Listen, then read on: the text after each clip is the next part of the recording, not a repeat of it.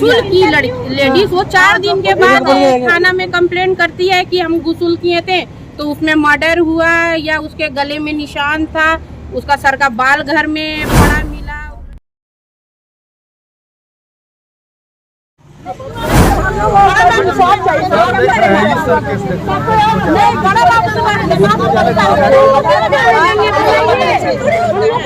पीछे मार देखिए ऐसा जगह दाग है ना कि दिखा नहीं सकते। ये ऐसा काला था ना, अभी तो हो गया ये देखिए।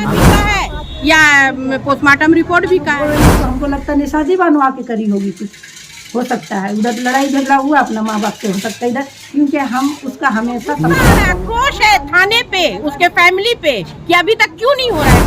हम इस मामले में क्या बोल सकते हैं। मेरा भतीजी निसार बानो है, वो मेरे पीछे क्यों इतने पड़ी है। की माँ ने कहा कि मैं अपनी पूरी जायदाद तुम्हारे नाम कर दे रही हूँ, तुम केस क्यों नहीं बोली। उस दिन हमको बोलती, जब आज हमको ताकत आ गया थाना पुलिस दौड़ने का, उस दिन भी आता जरूर आता। अपनी बच्चे मैं जानना चाहती, वो सोचती होगी हमको जैसे लगता, वो सोचती होगी पूरा मिट्टी हो गई होगी, अब तो कुछ साक्ष्य मिलेगा ही नहीं, यही सोचती होगी। मगर बच्ची तो पूरा उठी थी। हमको बताया लोग कि पूरा उठी, पूरा पैर देखा, जो देखा है ना वो लोग आज तक खाना नहीं खा रहा, रोता। हमारे यहाँ यही है कि बॉडी को जितना जल्दी दफनाया जाए उतना अच्छा रहेगा।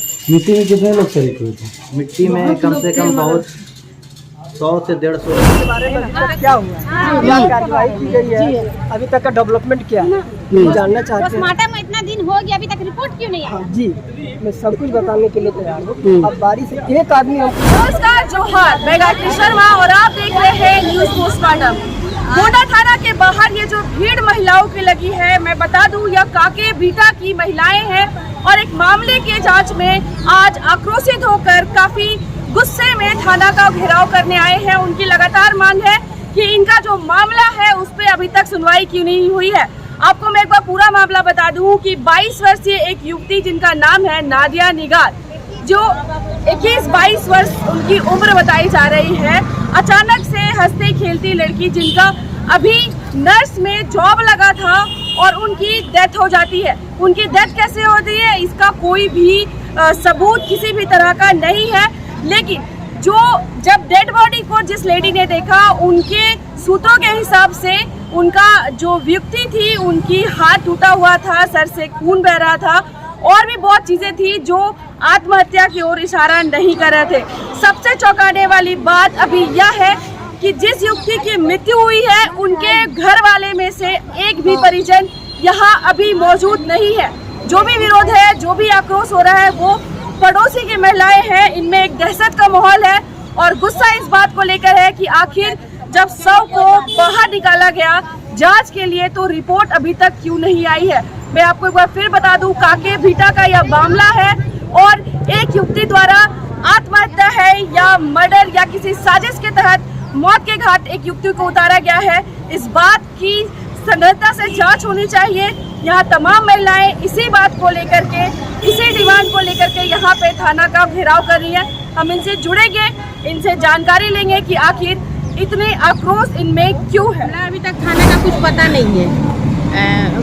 जनाजे को निकाला भी गया, उसके बाद उसको दफना भी दिया गया, उसका क्या रिपोर्ट आया क्या नहीं हुआ, ना थाना कुछ हम लोग को खबर दिया है, ना ऑटोप्सी का अभी तक कुछ खबर आया है, ना फॉरेंसिक का जो रिपोर्ट आना था उसका भी कोई जानकारी नहीं है। उसका फादर, उसका परिवार खुला घूम रहा है, उसका कोई इंसाफ नहीं हुआ है। जब इंसाफ ही नहीं देना था तो जनाजा को निकालना नहीं था कब्र से। जब निकला, पोस्टमार्टम हुआ है तो उसकी रिपोर्ट अभी तक नहीं आई है। 15-20 पहले था कि दशहरा की छुट्टी थी, अब तो वो भी खत्म हो गई है। तो हम लोग थाना थी, उसको निकाला गया, लड़का को भी बुलाया गया, लड़का भी थाना पे जिस रास्ता घेराव महिलाओं द्वारा हुआ है। क्या कुछ अभी तक इस केस में अपडेट है सर? अभी अपडेट है कि पोस्टमार्टम रिपोर्ट दुर्गा पूजा कारण लेट हो चुका था। पोस्टमार्टम रिपोर्ट कल ही प्राप्त हुआ है। अब उसमें जो सो भेसरा प्रिजर्व किया गया है और भेसरा प्रिजर्व करने के बाद उसको डॉक्टर के द्वारा FSL भेजने का निर्देश दिया गया। तो उसका प्रोसेस लगभग हो चुका है। माननीय न्यायालय के आदेशानुसार जो सो कल या परसों उसको, मतलब अभी पोस्टमार्टम रिपोर्ट नहीं आया। पोस्टमार्टम रिपोर्ट कल ही प्राप्त हुआ है। पोस्टमार्टम रिपोर्ट प्राप्त होने के बाद पोस्टमार्टम में देखने से पता चला है कि उसमें भेसरा को प्रिजर्व किया गया है। ठीक है, अभी तक किसी बिंदु पर डॉक्टर जो सो अपना ओपिनियन नहीं दिए हैं। कि उसका डेथ का वजह क्या है, कारण क्या है। इसीलिए वेसरा को प्रिजर्व किया गया है और उसको कैथेटर भेजने का निर्देश दिया गया है। कल ही जो है पोस्टमार्टम रिपोर्ट को लाया गया है हमारे द्वारा। अब जो है उसका प्रोसेस सारा चिट्ठी बन गया है। अब उसको कल माननीय न्यायालय के आदेशानुसार जो है उसको हम लोग कैथेटर भेजेंगे। तो सर अब कार्रवाई होगी इस पे? जी, कार्रवाई होगी।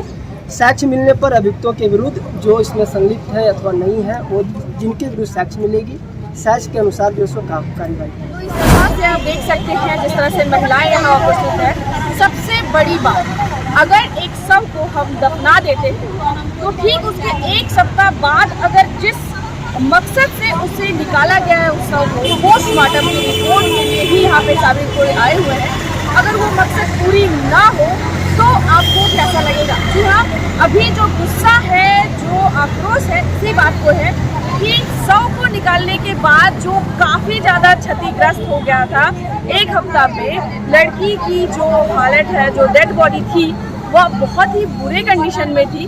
जब उन्हें दफनाया गया था तब भी उनके हाथ पांव टूटे हुए थे, उनके सर के बाल नोचे हुए थे जो घर पे उन्हें मिले। तो इस तरह से, लेकिन जो घर वाले हैं वो लगातार इन सब बातों का खंडन कर रहे हैं। वो उनका कहना है कि सीढ़ी से गिर के लड़की का डेथ हो गया, कभी बोलते हैं वो आत्महत्या कर ली, तो कुछ भी स्पष्ट अभी नहीं है। इसी स्पष्टता को लेकर के, इसी चीज़ को लेकर के यहाँ पे मोहल्ले की सारी लड़कियाँ गहनता से आई हुई हैं और लगातार अपनी मांग रही है। हम पूरा मैडम, ये जो आपकी बेटी को लेकर के इतना जो थाना का घेराव कुछ महिलाएं आपके मोहल्ले की कर रही हैं, क्या कुछ मामला है और उसमें आप क्यों नहीं गए हैं? इसलिए हम नहीं गए, हमको ये पता नहीं है ना कि माने महिलाएं ऐसे गई हैं। उस दिन वो महिलाएं क्यों नहीं बोली? उस दिन हमको बोलती, जब आज हमको ताकत आ गया थाना पुलिस दौड़ने का, उस दिन भी आता, जरूर आता। अपनी बच्चे, मैं एक टीचर हूँ, मुझे अपनी बेटी का इंसाफ चाहिए। हम सपोर्ट कर रहे हैं। आप थाना बाबू से भी पूछ सकते हैं, हम हर चीज के लिए सपोर्ट कर रहे हैं। मैडम, आखिर ऐसी क्या वजह है कि आपको और आपके पूरे परिवार को ही गुनाहगार ठहराने के लिए पूरा मोहल्ला एकजुट हो गया? आखिर ऐसा क्या वजह है? नहीं, देखिए, पहले से माने उन लोग बाप बेटी का झमेला था पहले से। और उस दिन भी उन लोग, मेरे जो जेठ हैं और जेठानी, वहाँ थाना से आए थे बोल के 12 बजे, बड़े बाबू से बोल के। वो 1.5 लाख का कुछ उन लोग का मामला था।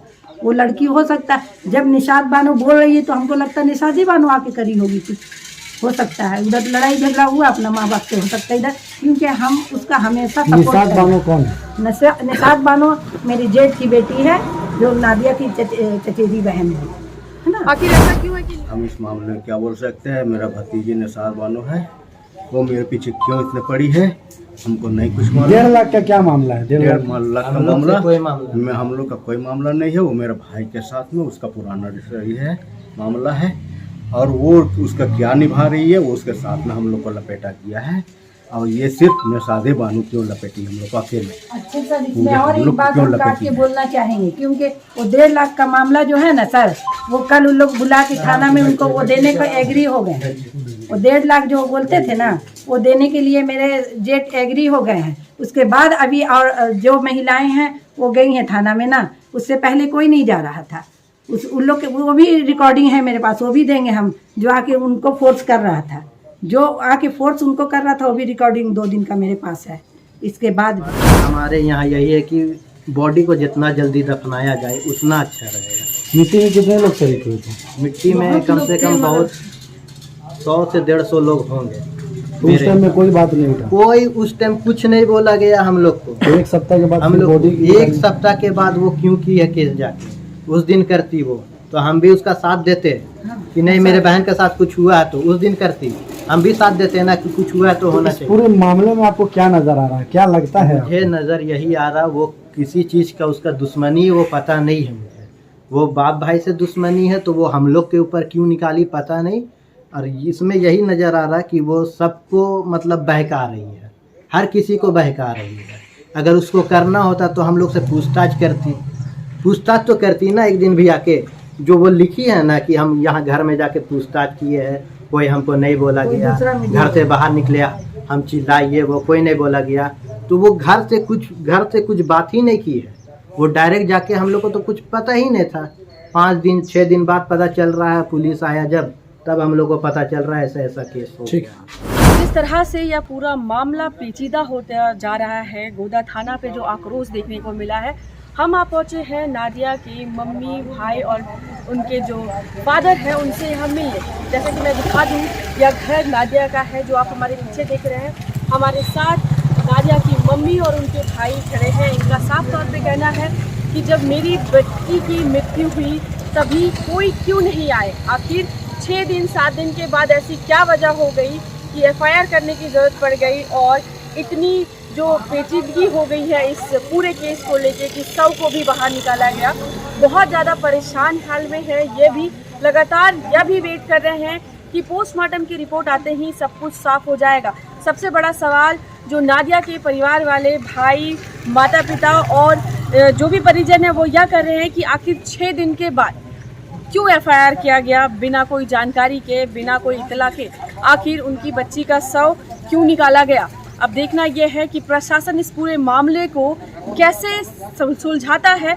दूध का दूध और पानी का पानी कैसे होता है। हालांकि एक परिवार की बेटी गई है, हम इस बात का दुख समझ सकते हैं कि एक माँ पे, एक भाई पे और एक पिता पे अभी क्या बीतती होगी जब उस बच्ची की शादी तय हो गई है। और हम लोगों ने जब बाकी लोगों से बात की तो वह बच्ची काफ़ी खुश मिजाज, जिनका नाम नादिया है, जो अब हमारे बीच नहीं है। हम इस जो समस्या और इस जो केस है, इससे सारी जो जानकारी आप तक हम साझा करेंगे। आप हमारे साथ बने रहिए।